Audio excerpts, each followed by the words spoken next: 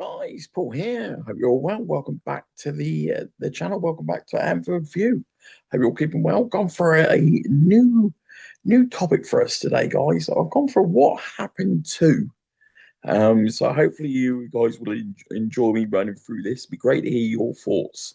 And any players I've missed out on that you've always wondered, what really happened to those players, or why didn't that work out? So I thought let's sort of delve into the archive of this old brain and grey beard, as it were. So I've started off a world class talent. What really happened to these players? And so the two players that I've come up with were Fernando Morientes and Nicolas Anelka. And they're the two that really sort of jump off the page to myself as absolute. We purchased them at different stages of their career. You can make an argument to say that Fernando Morientes was very much coming towards the end, of his career, although wasn't anywhere near 3.5 year contract. I think £6.5 million. Look, as a Liverpool supporter at the time, and I've been watching Real Madrid, the Galacticos and Figos, Zidane, Raul, all of those, Ronaldo, all of, Carlos, all of those world-class stars. And I think it was, wow, what a major coup for us to get Morientes. Always felt he wasn't getting enough game time, really, at Real Madrid. I thought this would be phenomenal. I can't believe it, the chance to get really one of these major stars. And just never ever at any point got to grips with the sort of style of the league, the pace of the league, just the different dynamics of the league. And to this day, I don't know whether it's just playing in Spain is completely different to playing in England, which we all know obviously affects some players more than others. Some players that come from Spain have been phenomenal, and other players that come from other countries, not just Spain, and just not one point can they get to grips with the league. I don't know whether it's the physicality, the speed, the pace, just the change of culture, the talent that he had around him at that point. Obviously, all of those things are completely different to plan for Real Madrid at that time. Yeah, incredibly disappointing, Fernando Morientes. Whilst we've had buys that have just been unmitigated disasters, which I'll come on to in a minute, you would never swap. You would never swap. 10 out of 10 times you would have said that would be a phenomenal purchase. It's a bit like Verts at this current time. If somebody said you're going to get Verts, you go, oh yeah, absolutely, 10 out of 10. Why wouldn't you? World class star. It's the same for Morientes, and even more. Morientes was the Spanish international, great for Spain, phenomenal for Real Madrid. Why wouldn't he? Why wouldn't you get Fernando Morientes? It's a bit like Veron when he went to Man United. Veron was a world class Argentinian midfielder, phenomenal in Italy, and just never at no point worked. Didn't I think he then got sold to Chelsea. He still didn't really work.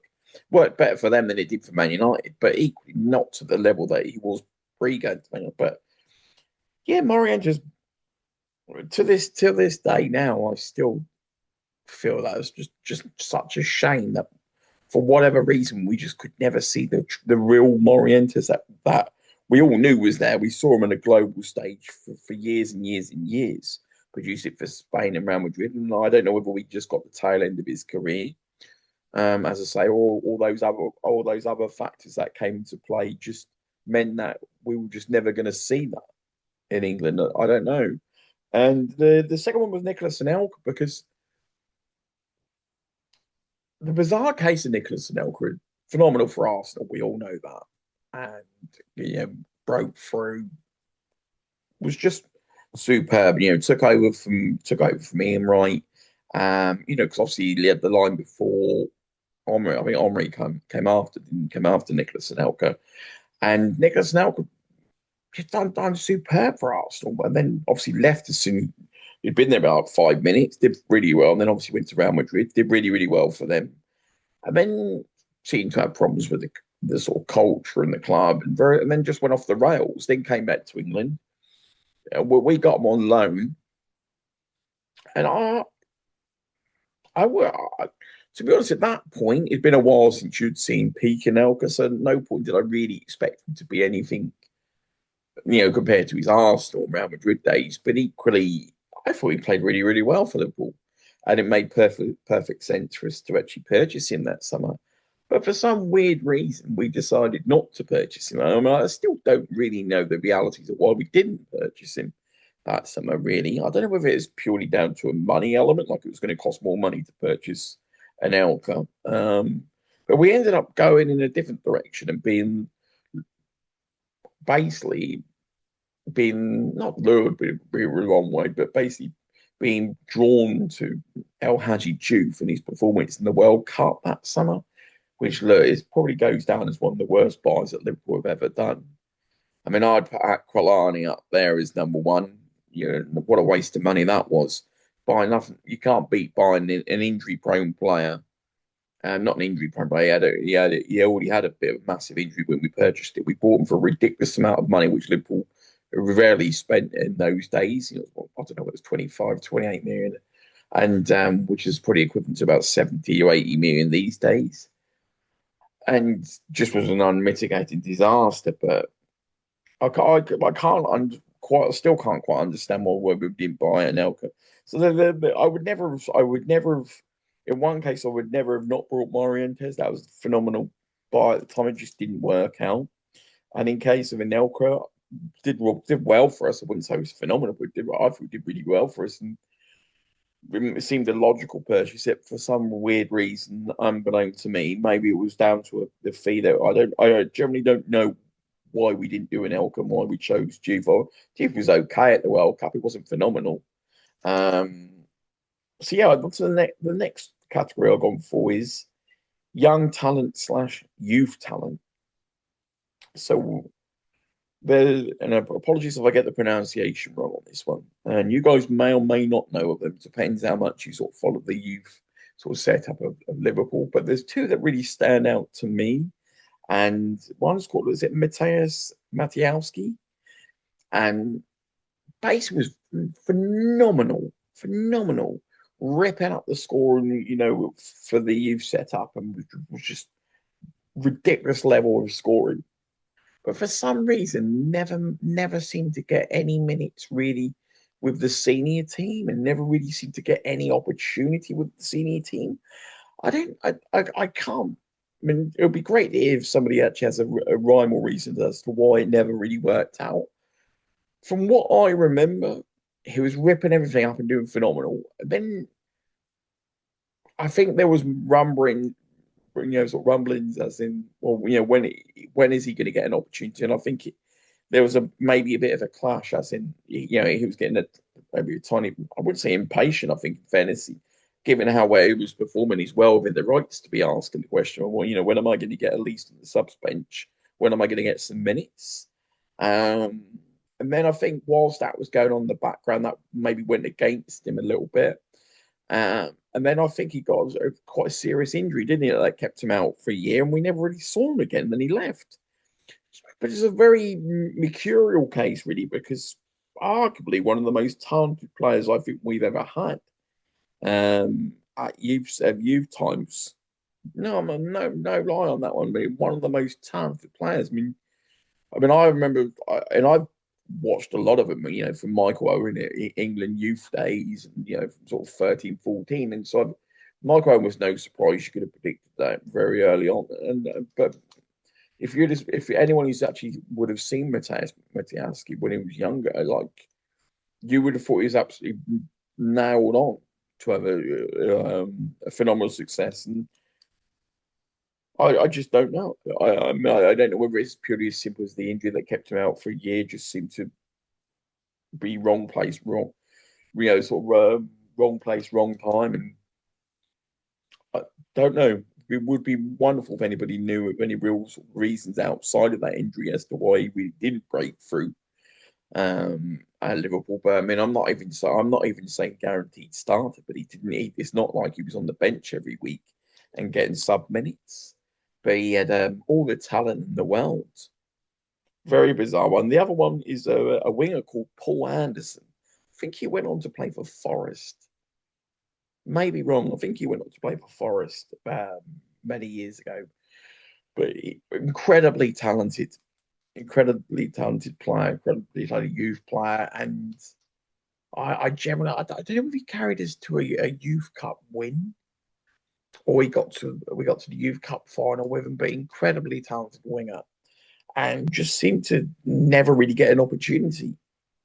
Which there was just those two players really sort of stand out to me more than the Talaks and Pongoles that we brought, obviously under the sort of Houllier times. But the differences with those is that they actually did get opportunities. And even Danny Pacheco got opportunities. And whereas Matiowski and Anderson, I know they both had bad injuries, and I don't know whether it was just the injuries alone. But in Matiowski's case, he proved himself beyond talented to have made it at Liverpool's level. Just never really got the opportunity. It could just be down to timing and injury. And Anderson's case, I think he had serious injury and just never the ships never aligned from now. Or he's never really the same player again. But great to hear your thoughts. Whether there's any players, sort of youth players or youth talent at Liverpool that you felt was absolutely certain to sort of make the grade. Um, in both of those cases, I didn't think it was a talent thing. I generally don't. I mean, I can really put it down to injuries myself.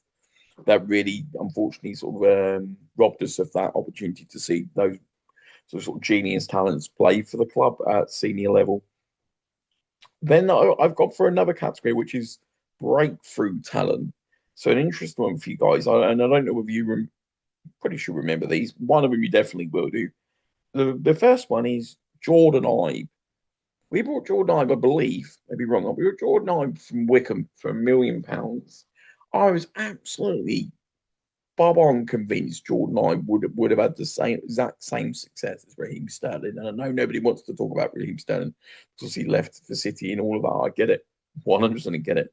But I was absolutely convinced Jordan Ibe would have had the exact same attributes as Raheem Sterling, and could have achieved the exact same success. I will forever be mystified as to what happened to Jordan Ibe.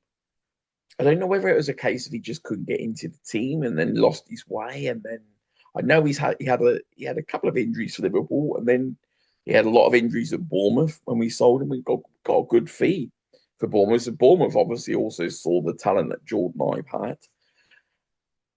Very bizarre scenario. I would have was absolutely convinced that Jordan Ibe would have been a carbon copy of Raheem Sterling. All the talent in the world, and look, Bournemouth are probably more, as much convinced as what I was, given the fact of the amount of money they paid to get him from us. Well, once again, I can only cite injuries, but it'd be great to hear your thoughts, and even maybe anyone who sees us who supports Bournemouth. It'd be great to hear your thoughts on what really happened to Jordan Ibe. Ultimately, it's somebody I expected so much more.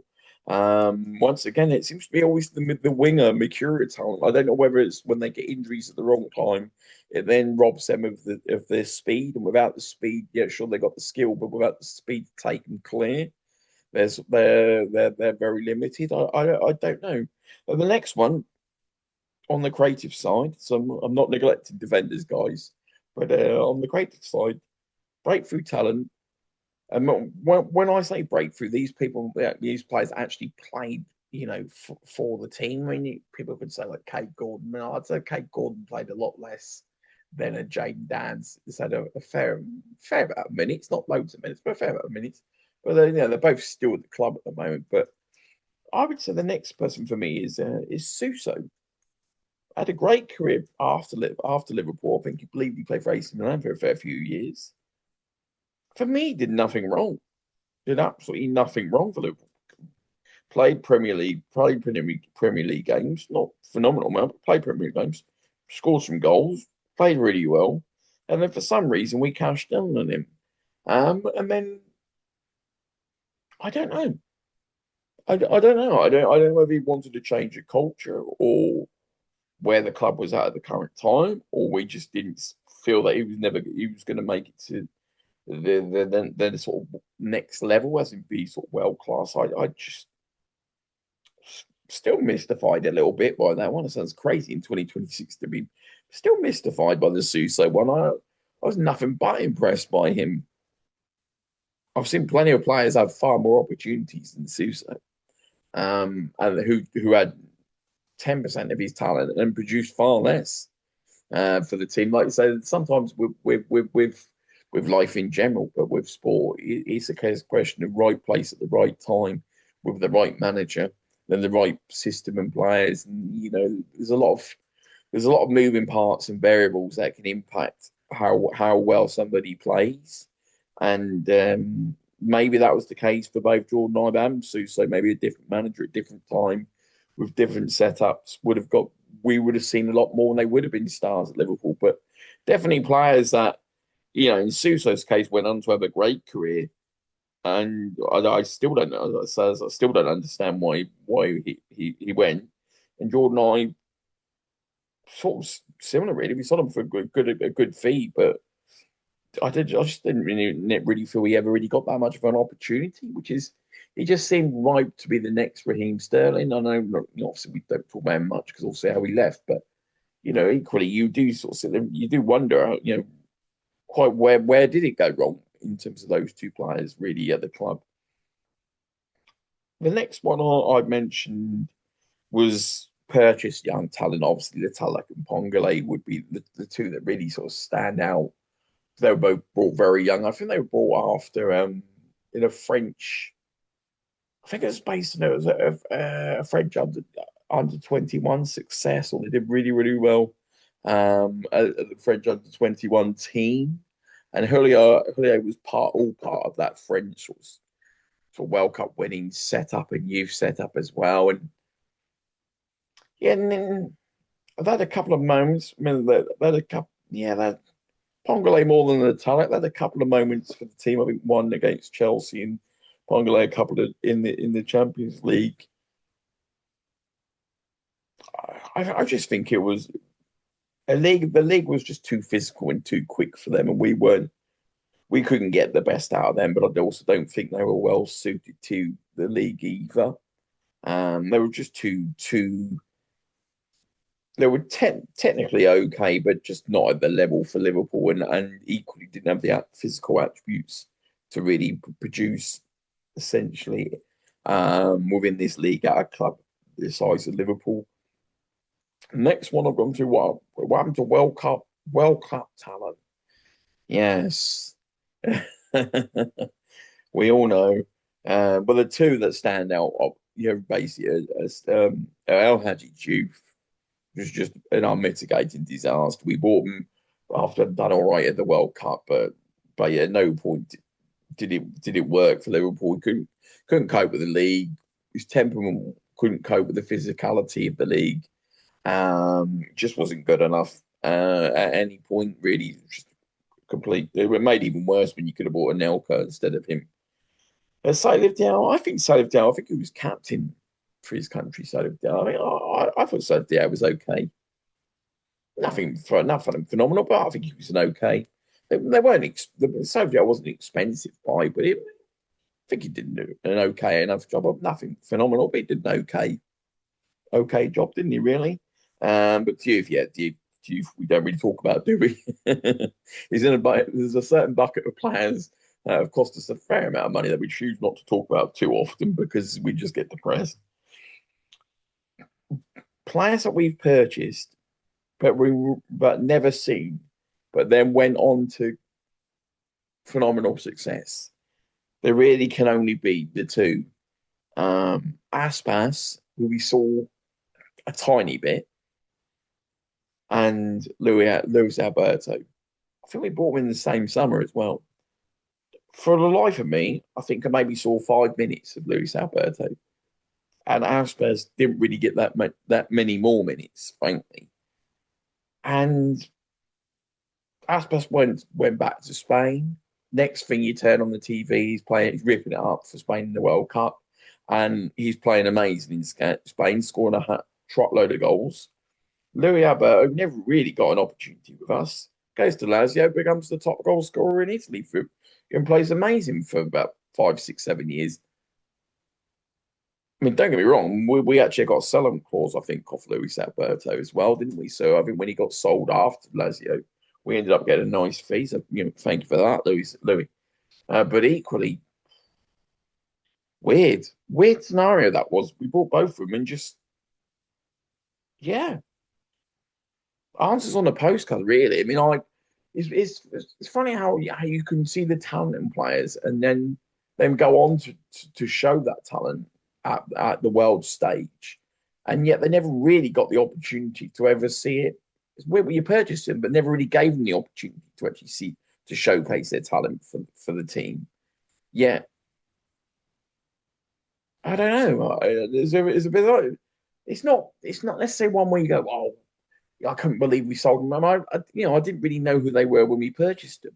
So it's not one like you brought somebody in and you were flabbergasted they were sold. It was like as fast as they were there, they were at the club, they were gone. But equally, you couldn't work out really who or what they were really as players. But you can imagine how surprised the Liverpool fan was when you saw both of them sort of ripping it up, in Spain and Italy, and you're just like, wow, top goal scorers and playing phenomenal. And look, we're not the only club that does this. I mean, Chelsea have had to sit there and watch Mohamed Salah be awful for them, then go to Roma, then come to us and be one of the world's best stars. And they've seen the same with Kevin De Bruyne and about five others. And so, and Man City have seen it with Cole Palmer. And so, happens to the best of clubs, in that respect. So we're not immune, for him. But it was, it's a very bought, but when you read, I mean, in Luis Alberto's case, we never saw him. I mean, I might have picked up an injury, but it wasn't a crazy injury. We picked up an injury for when he first joined, I think. And that's best got a couple of opportunities, but nothing insane. Bizarre scenarios, both of those players, really. Um, Stars that are shone, but then we sold. I've gone with Peter Crouch. I've gone with Robbie Keane and Craig Bellamy. Crouch after a relatively sort of slow start, but you always felt he had the ability. Then it came really good for Crouch, and then as fast as it came good, he then got sold. I'm not sure he got necessarily. I'm not sure he necessarily got along with Benitez that much, but not in a necessarily in a horrific way. But I mean, we were spoiled in terms of the sort of striking options we had at that time, and we're sort of similar situation with Robbie Keane. We brought Robbie Keane, phenomenal striker for Spurs in Ireland. Yeah, he did it. I mean, at no point did it just seem to click. But you never really can work. I mean, he's got a brilliant goal go away against Arsenal. But as fast as he was there, he was sold. But you end up scratching your head a little bit at the time as to why you sort of felt, well, why did we buy him in the first place? Because we didn't necessarily need him to some extent. But then strange scenarios, like just as fast as Crouch had come good, and done really well, we then just sold him. Robbie Keane was a phenomenally talented player, and I think given more of an opportunity, more of a chance, he would have come good for us. No logical reason he wouldn't have. And then we then just sort of cashed in and got the money back essentially. Craig Bellamy, I thought Craig Bellamy did really well for us. Did we get the goal, the free scoring, goal scoring Bellamy? No, but he was more played. This is in the era where Liverpool couldn't get a decent winger for donkeys. Like we've been waiting. We had a habit of playing Emil Heskey on the wing and Dirk Kuyt on the wing, and we were playing strikers, literal strikers, proper full on number nines out on the wing because we were just horrendous. We couldn't buy a winger. We couldn't we couldn't generate one from the youth setup, and we couldn't buy one either. I mean, outside of McManaman, I mean, you're talking from the era of John Barnes, you then had McManaman, he was a great player, but not John Barnes. And then you're scratching around for a whole heap of number nines that played on the wing. We got Mark Waters from Rangers, but that never worked out. Even though he was a great player for Rangers, we never got the that version of Mark Waters for Liverpool. And yeah, then you had a whole heap of maybe sort of Albert, Riera's, and just like say Counts, Heskies, and Bellamy. Bellamy, great striker, but just I definitely, I feel like he did well for us, but just did well on the wing. We were using him for his pace on the wing more than we were using his attributes to score goals. So yeah, definitely a strange one. Those 3 stars that definitely shone in general, and in Crouch's case, shone for Liverpool. Keane just don't feel like he was given enough chance really for him to shine that much. Bellamy, I think he shone for Liverpool, but maybe just we didn't use him the best. My argument would be. I've then gone for a couple of categories, so if you don't mind on this, guys. Sold at their peak: Alonso, Mascherano, Suarez, and Owen. Yeah, I mean we try not to really sort of dwell on those, don't we? Really, I mean ultimately heartbreaking, isn't it, to really lose Suarez, especially one of the few times we've lost a talent that went on to look.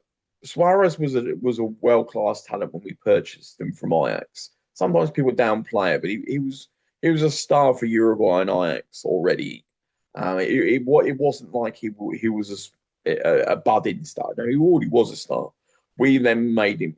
Well, not just us, he did. Because let's be honest, he carried most of the team. But he then went on to become the world class star and phenomenal for Barcelona. And obviously he left because we couldn't really match. He was at world class status and the team just wasn't at that point. And yeah, it's one of life's ifs and buts, isn't it? If only we could have kept him for longer.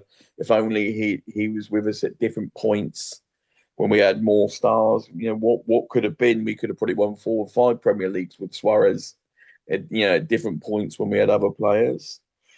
Sort of they beat Michael Owen. Yeah, Michael Owen. Yeah, I mean, Liverpool fans don't really talk about Michael Owen because of the way in which he left, but equally you can't not talk about how successful, very incredibly successful for Liverpool. I remember the FA Cup final. Well, we literally got obliterated by Arsenal, and just by his magical and clinical finishing, we won a trophy that we had no right to win whatsoever. Michael Owen, phenomenal. I mean, I've yet to see a talent that Liverpool have ever brought through shine straight away. I mean, like you think Rio's talented? Go and have a look at Michael Owen at that age. I mean, Michael Owen makes Raheem Sterling and Rio look like a snail in terms of their performance. I mean, those two have been incredibly well for us. But look, Michael Owen was just from 14 had those phenomenal attributes, ridiculous pace and ridiculous finishing, clinical and as quick as you come, and intelligent when it came to his runs as well. And Alonso, yeah, Alonso was just a mess, wasn't it? The club was in a mess. We had no money. Benitez was, scratching around ways in which he could improve the squad, which usually meant we had to sell somebody to try and buy somebody. He wanted Gareth Barry. I'm not sure he necessarily wanted Alonso to go. In an ideal world, he probably wanted just Barry to join Gerrard and Alonso and really somebody to replace Mascherano. But the problem that happened with Liverpool is we just didn't have the funds because of the owners that we had at that time.